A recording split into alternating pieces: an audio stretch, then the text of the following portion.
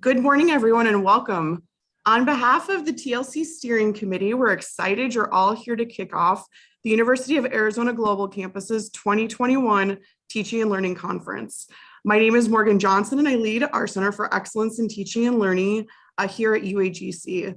This is our 7th annual Teaching and Learning Conference, and we're welcoming attendees near and far from all over the world, right here in Arizona, all the way to the Ukraine. This year's conference theme is Strengthening Our Foundations, Learning Theory Online and Across Disciplines.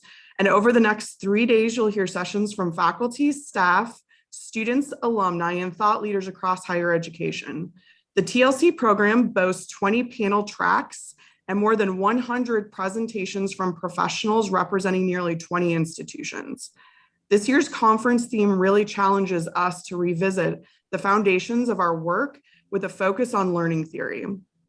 Strengthening our understanding of how we consume, process, apply, and experience information will ensure that learning is at the core of our efforts. Our drive to understand and experience learning is key to our ability to build equity in access and completion to higher education. New to TLC this year is our conference platform, Whova. You can access sessions on our conference site, and we encourage you to download the Whova desktop or mobile app and search UAGC Teaching and Learning Conference to view sessions, engage with attendees in formal and informal events, and access session materials with interactive experiences. I noticed this morning there's already a couple of Midwest meetups that are being planned, it looks like. We hope that over the next 3 days, you'll feel energized, inspired, and have an opportunity to collaborate with one another on ways to best support our academic communities in achieving their goals. In a year when we've continued to be at a distance from one another, we're very excited to connect virtually as a community. We're thrilled to be kicking off TLC this morning with our opening keynote session. Please help me welcome Dr. Steve Nettles to introduce our speaker. Hello, everyone.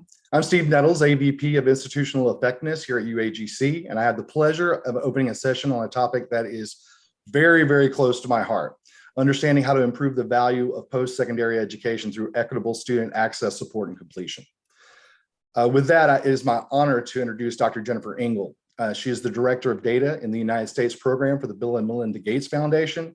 She is an expert in improving workforce outcomes through higher education and leads the foundation's data team in this area. It's an understatement to say that Jennifer has an extensive background in educational policy and practice, having served at the Pell Institute, the Education Trust, and the Institute for Higher Education Policy. Her areas of focus include access, affordability, and completion, with a focus on underserved student populations, and she is currently leveraging educational data to address post-college equity gaps in workforce outcomes. These topics are critically important to the field of higher education in general, and here at UAGC in particular, where we also leverage data to better understand our students and serve them appropriately. With that, we are very proud to welcome Dr. Engle and to learn from her today. Thank you so much, Jennifer. Thank you so much, Steve and team. Really appreciate the opportunity to be with all of you here today to open this conference and to hopefully contribute to the dialogue at this year's Teaching and Learning Conference.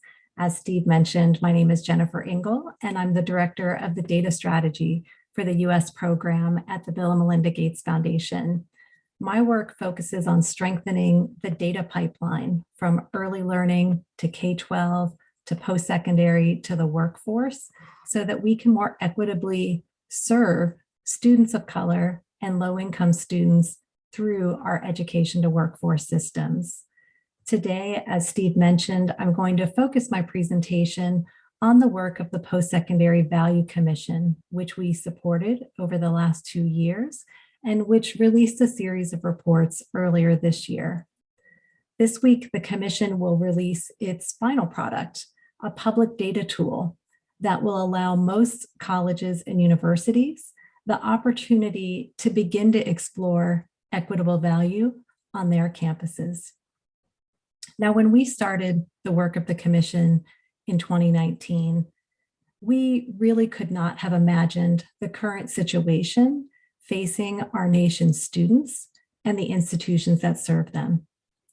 This work is even more important to us at the Foundation now for 3 reasons.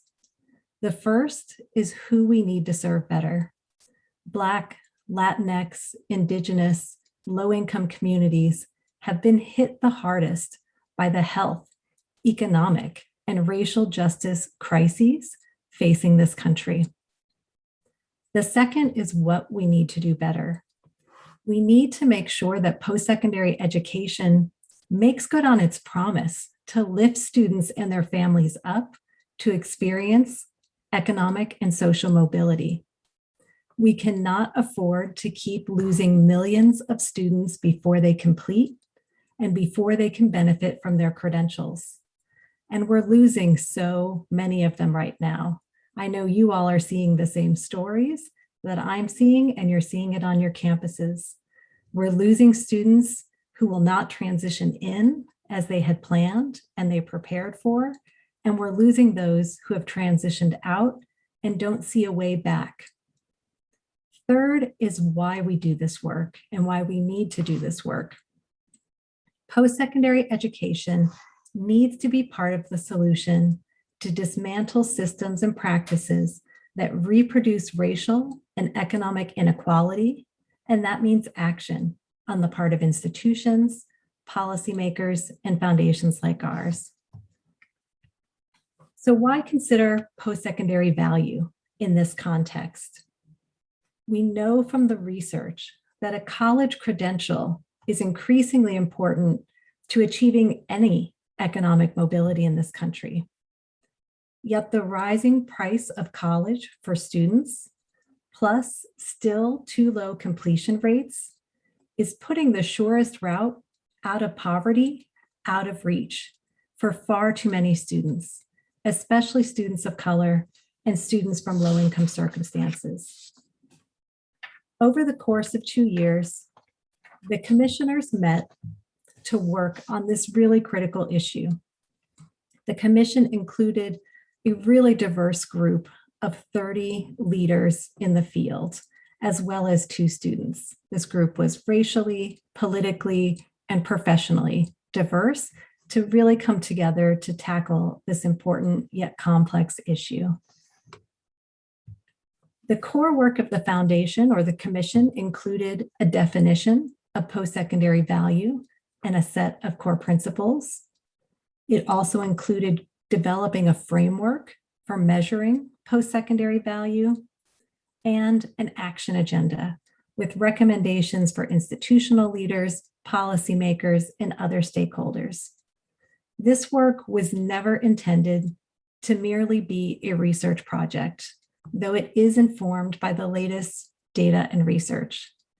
It is intended to spur action in the field, and it's already doing so through work underway at ASCU, the University of Texas System, Northern Arizona University, and more.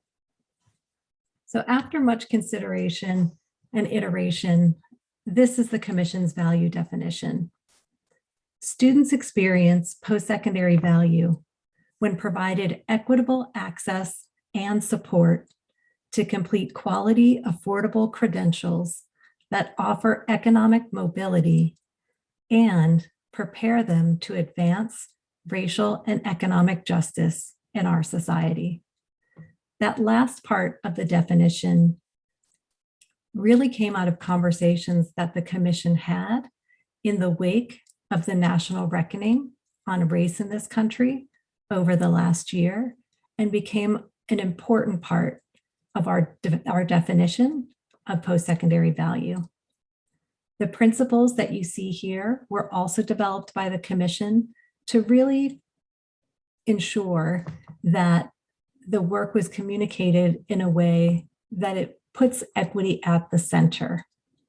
And it also reinforces that we all have a role to play to advance equitable post-secondary value from institutional leaders, policymakers and advocates, the public, foundations, and others.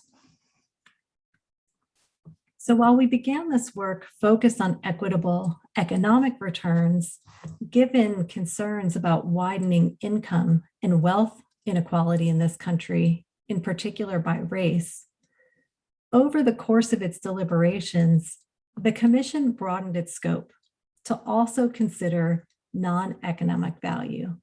And I think importantly for this audience, the Commission also thought about the role of the institution. The role of the institution certainly to help students proceed along that pipeline to equitable value, access, affordability, support, completion, earnings, but also the role of institutions as equitable employers, as engaged community members, and as anti-racist educators. So the Commission really developed a holistic view of post-secondary value through its work by considering both economic and non-economic value for both students and society. Today, I am going to share some of our work related to economic value, equitable economic value in particular, given the current financial crisis in this country and its disproportionate impact on students of color and students from low-income circumstances. The Commission and the Research Task Force, which had about 20 additional experts, worked not only to define value, but also to measure it. To measure economic returns, the Commission created this series of thresholds that range from minimum economic return to economic mobility to economic security. Unfortunately, we cannot yet measure economic security or wealth parity due to data limitations. But the Commission felt that it was really important, given what we learned from researchers like Fenaba Otto about racial wealth disparities in this country, and the role that higher education can play in exacerbating those by burdening Black and Latinx students with too much loan debt. So the Commission felt it was really important to signal that post-secondary education has a role to play to put students on a path toward economic security. Threshold 0 is not misnamed. It is intentionally named Threshold 0 because bare minimum economic returns are not an acceptable outcome. A student meets this threshold if they earn at least as much as a high school graduate in their state, plus enough to recoup their total net price within 10 years. Thresholds 1 and 2 measure whether students reach median earnings in their field overall and whether they reach earnings parity with white men.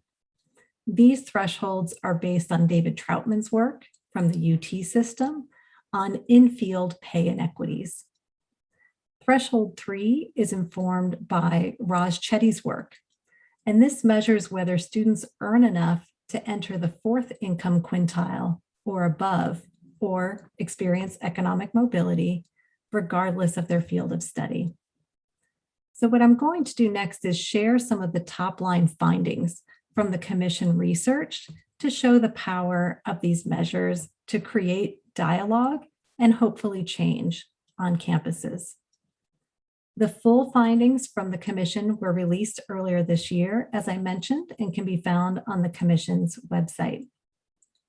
The framework was tested with national data from the College Scorecard, IPEDS, Census by Jordan Matsudera, former associate professor at Columbia. The framework was also tested using much more robust student-level data from the University of Texas system by David Troutman, who leads their institutional research and improvement work there. As I'm sure some of you are well aware, there are a number of limitations to the scorecard and IPEDS data. In the scorecard in particular, we cannot disaggregate completers from non-completers with respect to earnings, and we can't yet disaggregate median earnings by race, income, or gender. But the Commission felt it was important to test the framework with the best available public data to show trends about the extent to which different sectors and institutions may be providing equitable value, and to provide a way to engage institutions now with available data in the value conversation.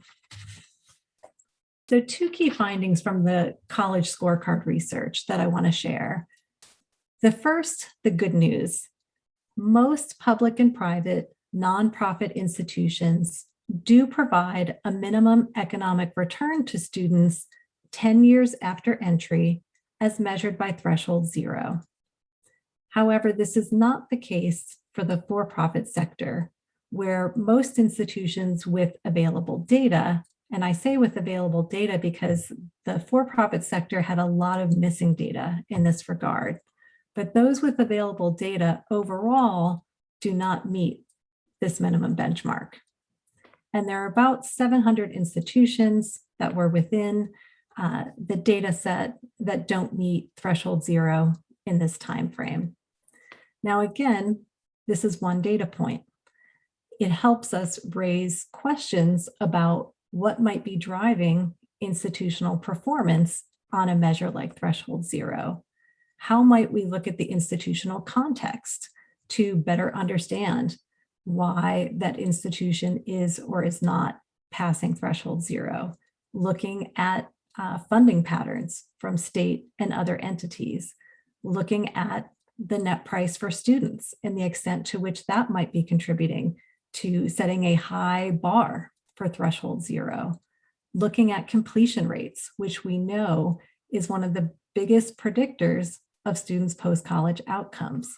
So when we look at a measure like threshold 0 or threshold 1 or threshold 2 or 3, it's really about giving us a way to ask questions about how students are faring post-college and what we can do to put them on a path toward economic mobility and success. So the not so good news from this analysis is that using the scorecard data in almost every sector, median student earnings are below median AA and BA earnings in their state 10 years after enrollment. Now, this is partly due to not being able to disaggregate completers and non-completers earnings in the scorecard. But that doesn't make the finding untrue. It makes it difficult to answer why the finding is true or what's contributing to the finding, but it does really represent a real and concerning outcome for students, especially for students who did not complete their degree, but did incur costs, and in some cases, substantial debt. One of the most striking findings from the UT research, and I'll share some more of that here shortly. One of the most striking findings from the UT research for the commission was that students who left the institution without a credential on average had already spent about $25,000 attending the institution. Those students are now without that credential. They may have incurred that through debt or other means. And if they're students of color, we'll see here shortly, the impact of non-completion is even more detrimental for them when they face workforce discrimination on top of not having the credential that they sought. So let me transition to some findings from the UT research. As I said, the UT data are excellent. They are really at the vanguard of the field in terms of having robust student level data linked to earnings data, both within their state and from the census, so they could fully test the value framework. They could disaggregate by completion and non-completion. They could disaggregate by race, income, and gender. They could disaggregate by program level. And so part of what we'll be sponsoring later this year is an opportunity for other institutions and systems that want to conduct the kind of analytics that the UT system did as part of the commission. We'll be creating what's called the Value Data Collaborative to allow other institutions and systems to do the same kind of work under the guidance of David Troutman and other analytical advisors that we will have as resources to institutions that join this effort. So key findings from the UT research. First, among completers, earning disparities by race, income, and gender exist in year one after college, and they grow over time. These disparities are even larger in certain fields, such as STEM, which is shown here. This raises really important questions about the role of post-secondary institutions in providing equitable career pathways for all students. A finding like this also, though it's focused on economic returns, can help institutions and programs reflect on what are the learning outcomes and skills associated with students' post-college outcomes, and how might we ensure that we're equitably preparing students in terms of those knowledge, skills, social capital needed to transition into the workforce in such a way that where they start their career helps put them on that path to economic mobility and beyond. And we know that the UT system has actually started doing just that as they've been interrogating their data over the summer from this project. They've started looking at the mapping that they've done to skills and learning outcomes so they can better understand what that relationship is between those competencies and students' post-college outcomes so they can improve instruction and programs.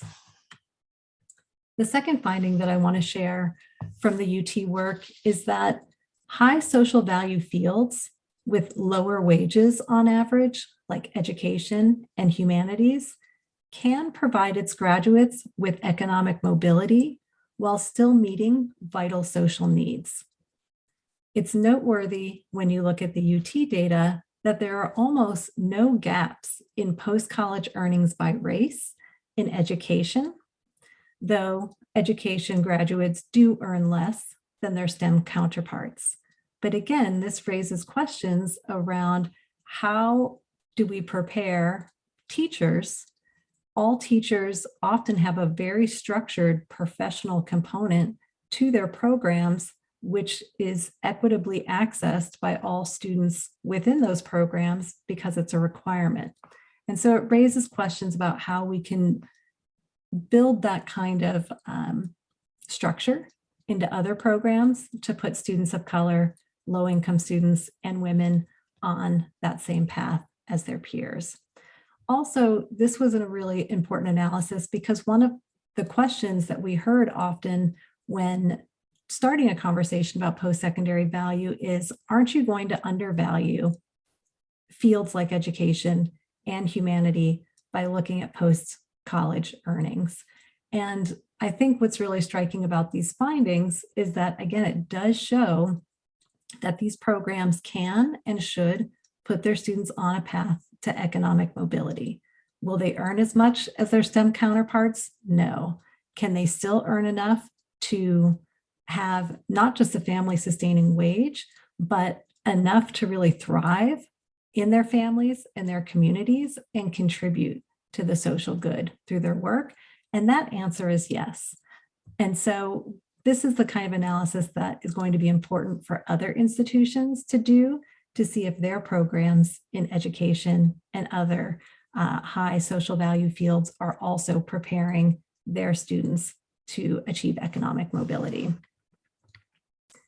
The third finding from UT, and I referenced this earlier, is that completion matters immensely, especially for Black and Latinx students in terms of their economic outcomes. I know this chart is really hard to read. I will share this presentation afterwards, but all of these charts are also available in the reports that the Commission published earlier this year. But it's a really important one because what we can see is that at the median, Black and Latinx non-completers do not start to earn enough to recoup their investment until between 5 and 10 years after leaving college. So these are students who were enrolled, who either paid directly or incurred debt and they don't start earning enough until 5 to 10 years later to even start being able to pay off that investment. That's a really striking finding when we consider that education is meant to be a pathway out of poverty, and we need to ensure that we're actually providing that pathway. White students, however, are somewhat more insulated from non-completion because they do tend to, on average, have higher earnings regardless of whether they complete.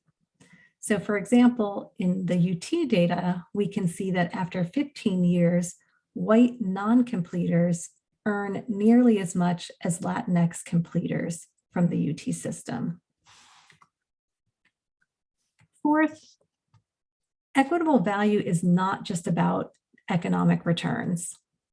It's about ensuring equitable access, equitable completion, and equitable post-college outcomes for students of color and students from low-income circumstances in particular.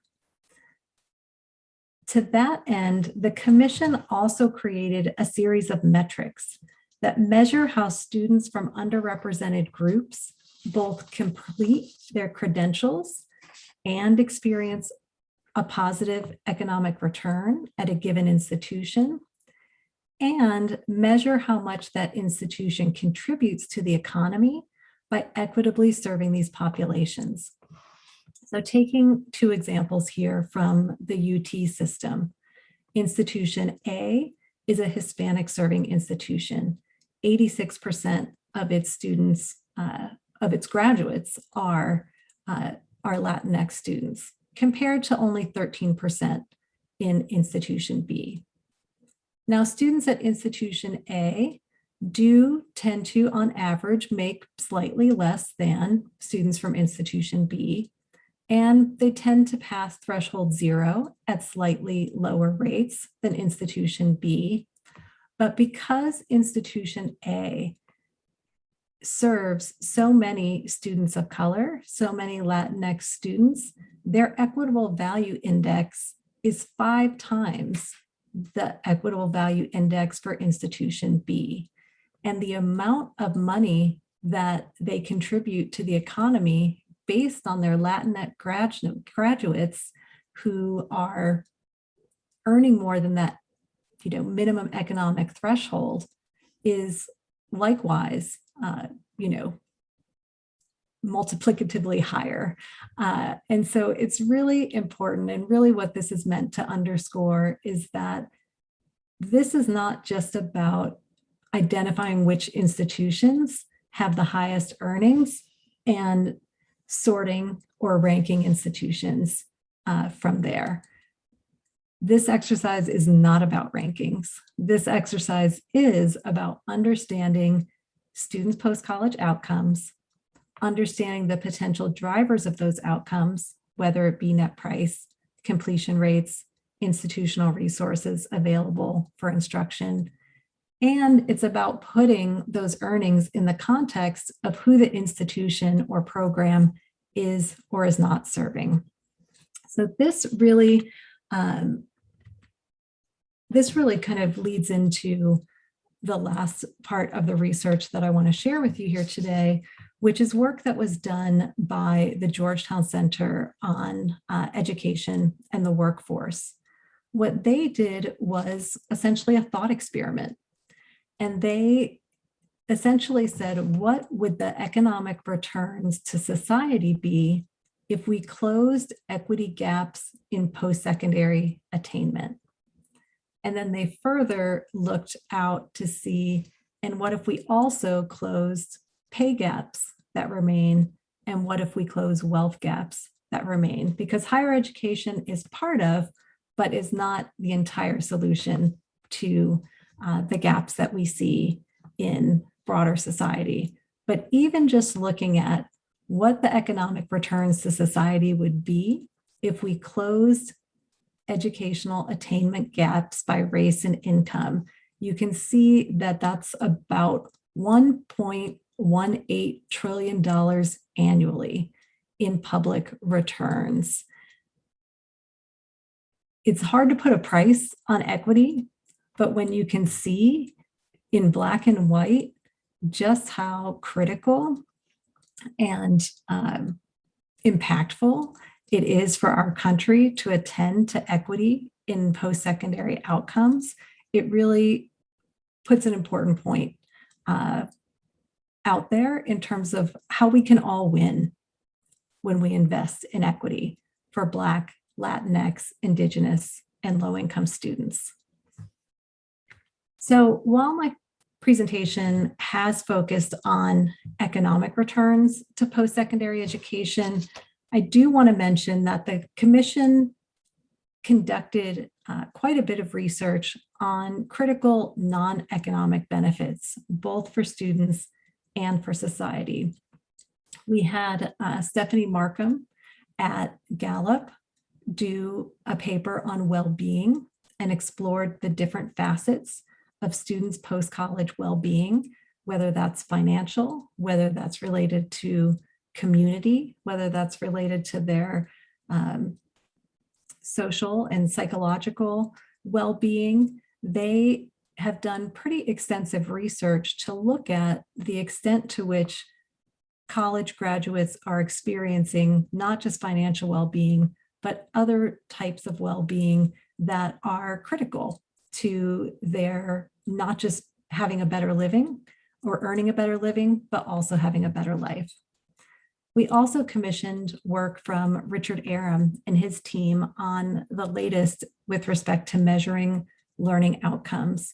And his paper not only gives a really good background on different aspects of learning, learning outcomes, the different areas of learning outcomes, but also talks about a project that they have underway to find some new and unique ways to measure student learning outcomes, including students' interactions through digital learning platforms and advising platforms and other types of digital tools that are in pretty frequent use by institutions these days, but leveraging those to help us better understand in real time what students are learning.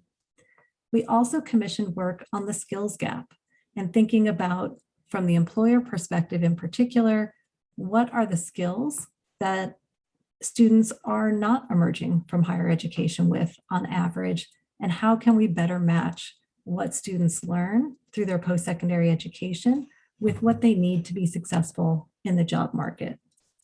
Finally, we also commissioned work on justice as a critical outcome of post-secondary education. And here, this was focusing on what is the role of post-secondary institutions with respect to promoting and really ensuring social justice in our society. We talked earlier, I mentioned earlier, a couple of roles that institutions play in terms of their role as equitable employers, institutions' role as engaged community members, but probably even most importantly is higher education educates future doctors, lawyers, nurses, almost every profession, police officers, almost every profession is touched by, and its leaders are touched by, the higher education experience. And so it's an opportunity to really shift the way the field approaches issues related to fair and equitable post-college hiring, employment, and earnings. Because post-secondary education, we are educating the future decision makers who are going to decide who to hire, how much to pay them, and whether or not to really ensure equitable pathways for students of color and low-income students. So I'll close my remarks by sharing the Commission's action agenda. As I mentioned, the work of the Commission was never meant to be a report that sits on a shelf. It is truly our sincere hope that faculty and staff, institution leaders in particular, will use the framework to understand and uncover barriers to equitable value on their campus, from access to affordability, to completion, to post-college outcomes, and to also use the framework to identify ways to remove those barriers. So more students of color and low-income students can experience the life-changing benefits of post-secondary education for themselves, their families, their communities, and our country. With that, I'm going to pause and open up for comments and questions so that we can have a dialogue about this work. Thank you so much, Dr. Engle. I invite everyone in the audience to feel free to use the chat to share your comments and questions.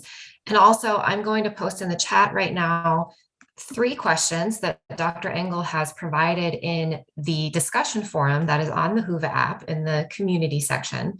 I'll post them in the chat here. We can discuss them together live, but also we hope that you all will engage with them in the community forum.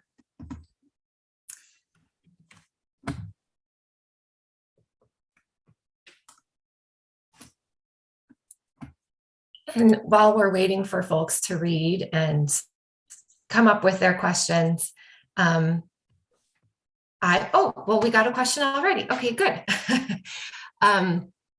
Dr. Engle, can we hear more about how employers define the skills gap in your data? Certainly. Thanks for the question, Karen. So in the paper that we commissioned for this work, it was written by Jobs for the Future and really focuses on, oftentimes we hear skill gap and really they would like to reframe it as skills gaps because there are a number of different skills that employers are focused on that they aren't necessarily seeing from all graduates that they're bringing on board.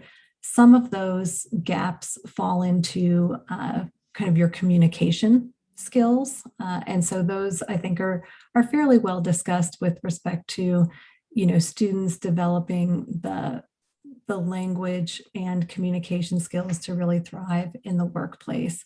There's also critical thinking skills and the ability to work in team-based environments is another set of skills, which is, really important. And then there's digital and technology skills, given the way our workforce has evolved. So these are a couple of the sets of skills that are discussed in the JFF paper. I don't know offhand if the skills gap paper aligned with the NACE competencies.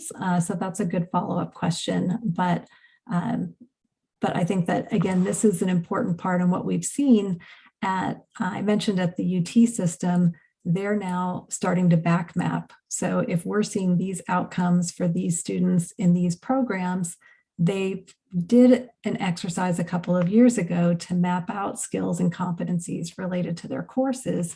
And now they're trying to bring those pieces of information together so that they can see where those gaps are. I think another important skills gap is just around social capital and networks. Because we see, especially for students of color, low-income students, first-generation students, that social capital gap is really critical. Not having that network to draw on from your own community and not having that hidden curriculum made explicit in terms of how to navigate from education to the workforce is another really critical area.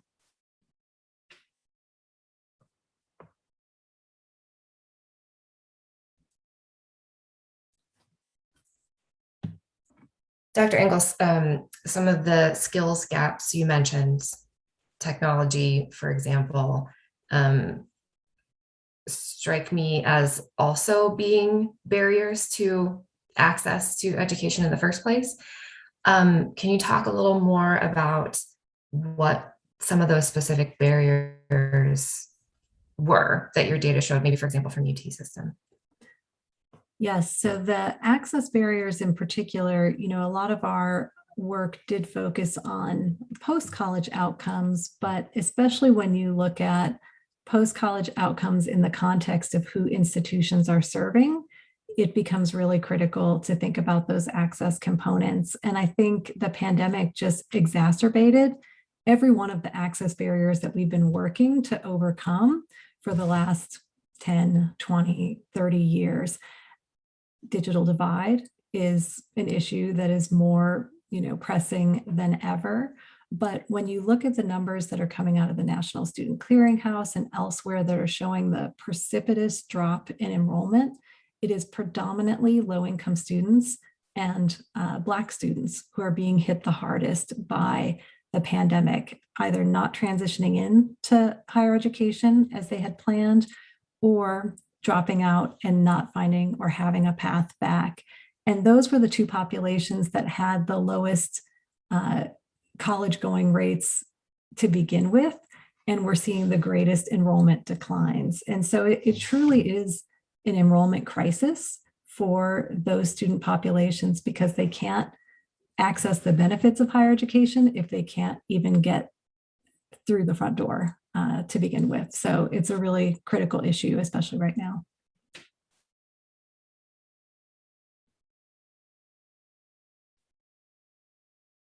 There's a question about how to advise an online university to support students to ensure greater outcomes. So our work at the foundation focuses in a few critical areas. And of course, there are others that are really critical to this gap. But our post-secondary success team in particular focuses on digital learning and how to improve student engagement with digital content, but also increase the quality of that content such that students have a truly adaptive learning experience.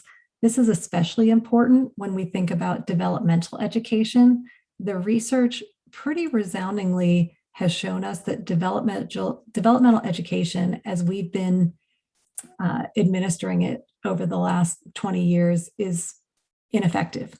And not only ineffective, it actually pushes students out of the higher education pipeline. And so, the move toward co-requisite remediation, where students are taking the college level course with additional support, is one of the key ways that we can bolster the online learning experience for those students who, again, matriculating into that course without taking a separate remedial education course is going to increase their outcomes, but not if there aren't additional supports built into the course as well. So that's one critical area. A second critical area is around advising. Surveys of the student experience routinely identify advising as one of the most underutilized tools that institutions and programs have at their disposal. And so there's been quite a bit of advances in the technology to help us identify students who are potentially at risk with early warning, indicators, et cetera. But we also have to build new practices around that technology. There was a campus that we worked with that said, one night we turned on the early warning system, and in the morning we had hundreds of flags of students who were at risk of not even completing that term, let alone their degree. They didn't have the people infrastructure in place to respond to what the technology was highlighting. So really thinking about what the staffing component is and what the engagement model is that helps augment the data-driven or digital tools that can help us identify these issues, but we can also use the tools for greater communication and easier communication with students, pushing information to students, but they also still need someone to connect to. But the technology can help improve that experience as well. What we learned from a community college that we had worked very closely with for a number of years was that they previously, a student would go to the registrar's office and then the financial aid office and then to their advisor. And there was no online or digital paper trail that had any record of what students discussed in any of those encounters. And so a student would go to the registrar would say, go take it up with financial aid. Financial aid would say, go take it up with your advisor. And yet the student had to start their story over every single time because there wasn't really a way for the adults who were doing this work to connect with one another and to help problem solve, what was a barrier in students' path. So really leveraging that technology, but then thinking about the people capacity and deployment strategy to help address the concerns that it raises. And the third area where we focus, I guess I did mention that already, we focus on digital learning, advising, and DevEd, bringing that into the digital space. Those are the three major areas that we focus on at the foundation, but certainly financial aid and thinking about unmet financial need is a huge potential risk factor for students, as well as thinking about transfer and credit mobility, and especially in an online environment, thinking about how to ensure that students' prior credits can count so that we can get those students who left, especially during the pandemic, back in and back on track. Let's see, there's a couple of questions here. Where do we expect to see student debt load relief for minorities in the next 10 years? What will be the potential options? So this truly is a crisis, the student debt crisis for Black students in particular. And I shared just briefly some of those numbers at the top. But when we see, for instance, that Black students and low-income students are more likely to borrow than their counterparts. Low-income students, even though we have the Pell Grant, we all know the Pell Grant doesn't pay what it used to pay out. When I got the Pell Grant for my undergrad, it paid half the cost of going to a public four-year institution. That is no longer the case. That same four-year institution, many years later, I won't give an exact figure, it now costs 3 to 4 times as much per year to go to that same public comprehensive four-year institution in Ohio than it did when I went. And the Pell Grant has gone up maybe $2,000 in that time frame. So it's really, we need to look at the numbers with respect to how much debt we're asking low-income students and students of color in particular to take on, because they are taking on more debt than their counterparts. And yet they're still also less likely to complete because we don't always have the supports in place to make sure that we can help support them through successfully to completion. And so the default rates for students of color, Black students in particular, low-income students are extremely high, like over 50% high. And defaulting on your student loans is really catastrophic to your finances. And it's difficult to bounce back from that. So, post-secondary education, if you think of like, what's the Hippocratic oath for post-secondary education? We should at least do no harm.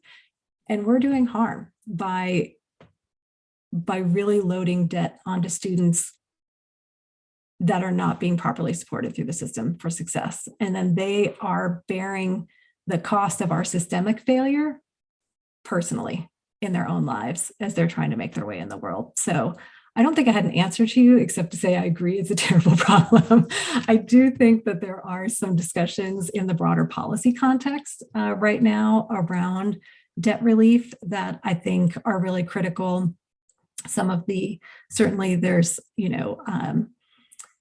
proposals to increase the Pell amount, not as much as has been called for by advocates in the field, but there are increases that are being contemplated in, the Build Back Better plan, which, they released some language on last week. There's additional support for minority serving institutions contemplated in that plan as well. When we looked at in the commission's work, when we looked at the relationship between institutional expenditures per student and students' post-college earnings, there's a pretty clear relationship there. And we also see that institutions where more than 25% of their enrollment are students of color or low-income students, in some cases have up to half of the amount of resources in terms of instructional expenditures per student. So when we talk about value, it's not just about providing the students with more direct financial aid, which would increase that value proposition for the students. It's also about ensuring that we're equitably financing the institutions that are serving students of color and low-income students. And so I think that's part of the debt equation, is how we finance those institutions so that they can better financially support their students as well. So I see there's another question here. Open access institutions, non-traditional. So in terms of, the outcomes and the framework from the commission, it really, this framework is meant to be applied to any type of institution or program. I think what's important is to think about what are the contextual variables that help us understand a open access four-year institution's, performance relative to an elite institution's performance. And I'll just say, I actually don't care about elite institutions' performance on these measures, except they need to enroll more students of color and low-income students, because the access component is the way that they can contribute to more equitable post-secondary value. I do care a lot about open access community colleges, four-year institutions that need additional resources to serve this really critical and growing student population. And so, I think that our recommendations are really focused on those institutions. I mentioned a data tool that will be coming out later this week that leverages the best available publicly available information from the college scorecard, from iPads, from the census, and every institution for whom we had data. There are some gaps in which institutions are in those data sets, but every institution for which data were available will have the opportunity to look at their students' earnings relative to the value framework. And we hope that that's a way for institutions to start to enter this conversation. They'll also be able to look, and there's a view of the data that allows institutions to look at their performance relative to other similarly diverse institutions. Because again, it's not about elite institution versus open access. I'm an open access institution. How are other institutions doing that have similar resources to me and who are serving similar student populations? And so the tool is really meant to have institutions focus on finding those peer institutions and learning from those institutions about what they might be doing, whether it's looking at their completion rates to see if they're higher or lower, looking at their net price to see if it's higher or lower. And so there will also be contextual variables added or that are available in the tool as well on completion, net price, time to credential, et cetera. And so again, these will likely cause institutions to have more questions than answers, but we think it's a worthy dialogue. And again, as we said, we're going to be sponsoring this follow-up group to really go deeper with their data, to be able to do the kinds of in-depth analyses that the UT system did. And that group is going to create a research agenda for what value research looks like for the next 2 or 3 years. And I think as part of that, they're really going to get into better understanding what the levers are that are available to open access institutions serving adult learners, et cetera. Right now, the data we have are more indicative of what happened, but not why. And so we hope that the next phase of the research can really start to focus on why, so we can focus on what to do. That's really exciting. And while I have you here, I have to ask a research question to geek out just a little bit. You spoke on some of your COVID data and what you're seeing. Has the impact or the results from those data changed your research agenda in any way, or added research questions that you're now investigating? So I think, the issue on access is really critical. And so at the foundation, over the last year, a couple of new initiatives emerged in response to just the realities that students and institutions are facing during COVID. One was we launched a cross-functional pathways strategy team. And that's really about, we previously and still do have an early learning team, a K-12 team, a post-secondary team, a mobility team. But we weren't really focused on the connections between those teams.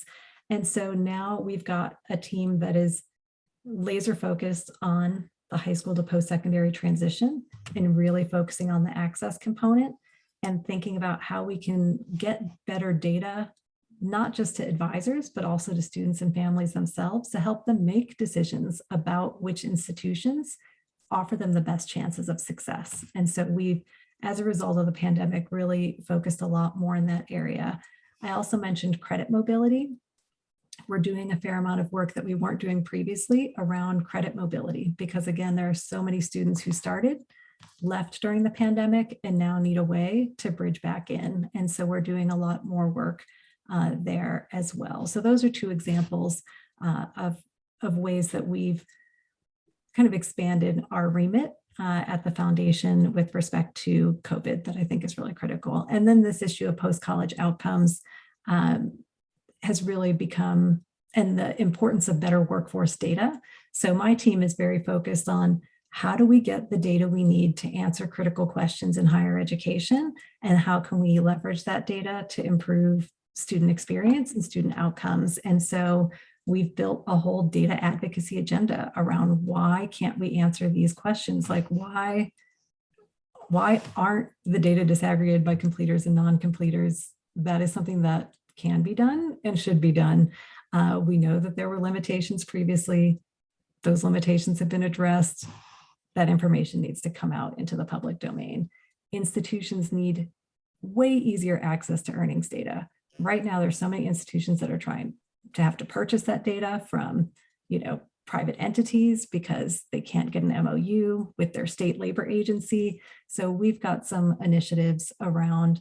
So one initiative is with the National Student Clearinghouse called the Post-Secondary Data Partnership, which is intended to help institutions look not just at lagging, but also leading indicators or early momentum indicators of student success. And it's aligned with the post-secondary metrics that matter framework that I have put out a couple of years ago. So that's one initiative I would suggest.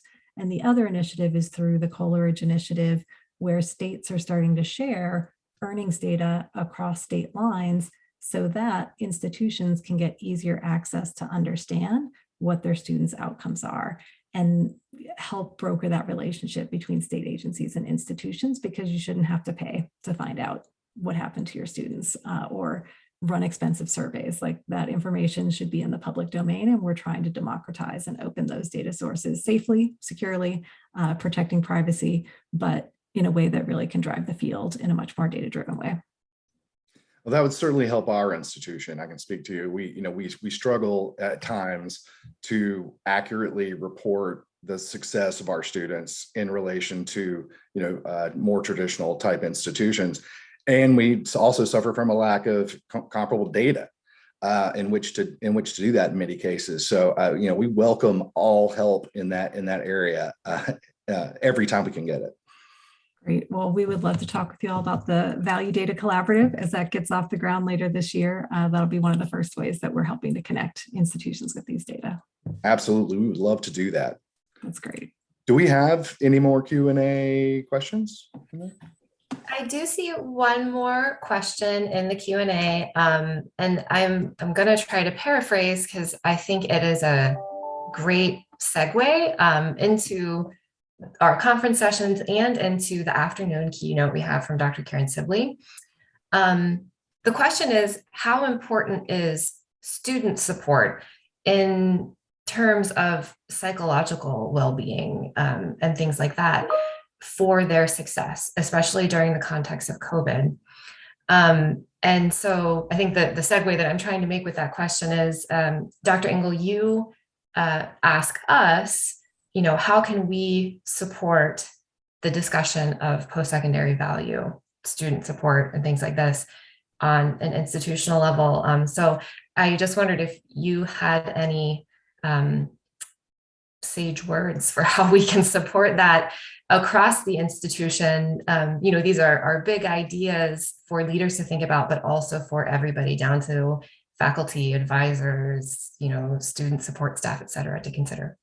I think, in our closing 30 seconds that having these type of data, they're directional. They can tell us, again, they can tell us whether, they can't always tell us why. So thinking about what are the why metrics that you as an advisor, or you as a faculty member, or you as a student support staff member, what are the actionable real-time metrics that you need that might ultimately add up to whether or not a student completes or has a successful post-college experience? But what are the things that you need to know and track on a regular basis so that you can adjust your approach with students in real time? And so I think making the data personal and local is an important part of that work. Well, I couldn't agree more. And this was a very, very powerful entree into our learning this week. I just thank you so much for your time and your expertise. I felt like you were speaking about our students, to our institution, to me. So sincerely, thank you. Thank you.